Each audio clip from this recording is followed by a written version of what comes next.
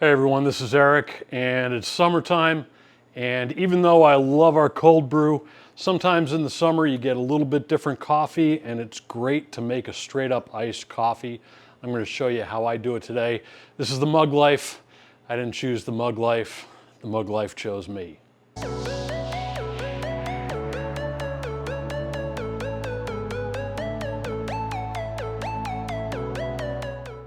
So right now we've got our infused Colombian coffees in the shop, and as a iced coffee, as a iced filter coffee, it makes a fantastic, refreshing summertime brew. I'm going to show you how I do it.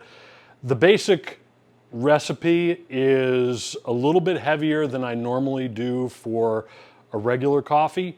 My ratio is going to be 65 grams of coffee to a liter of water. Normally I start off with around 60 grams to a liter of water. So it's going to be a little bit heavier on the coffee, and you're going to grind just a little bit finer than you would do for whatever you pour over. If you're doing a V60 like we've got here, or if you're doing a Chemex, just grind a little bit finer than you normally would for both of those.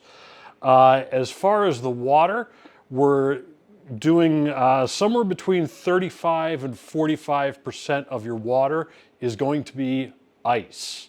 Okay, and we'll talk about that a little bit more at the end. For my brew today, my final brew is going to be 500 milliliters of coffee. And so for that, I have right now 200 grams of ice and 32 and a half grams of our blackberry infused coffee, which is going to be fantastic.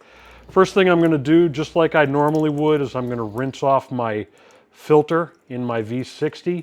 And in this case, you want to do it either over the sink or in another vessel like I've got here, so you're not going to melt your ice. I have 200 grams of ice in the bottom of my my brewer, and I'm going to add my recently freshly ground coffee in here, and then I'm going to pour in just like I normally would, about twice this amount, and let it bloom. So I've got 32 grams. I'm going to put 64 grams in there, and I'm going to let it bloom for a good 45 seconds.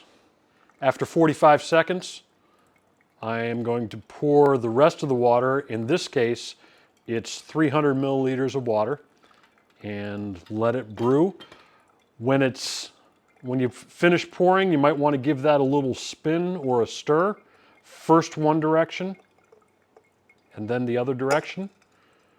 And let that sit and brew. It should take somewhere between 3 and 4 minutes for the entire brew to finish.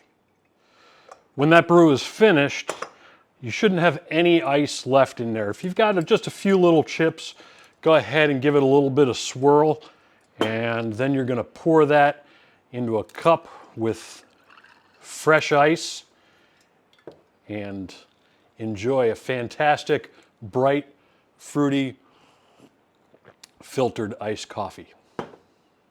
Now, just to explain a couple of things that we did here, we used roughly 40% ice in here, so we had 200 grams of ice for our 500 gram brew.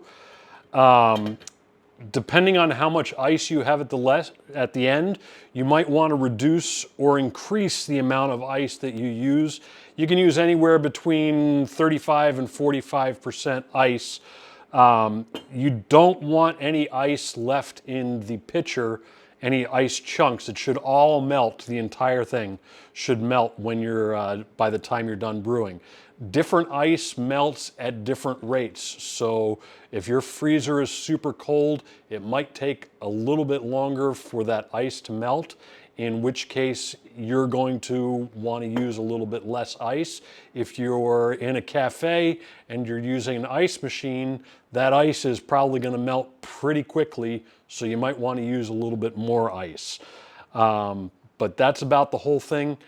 Have a fantastic day, and keep serving coffee people love. Oh, that is really refreshing.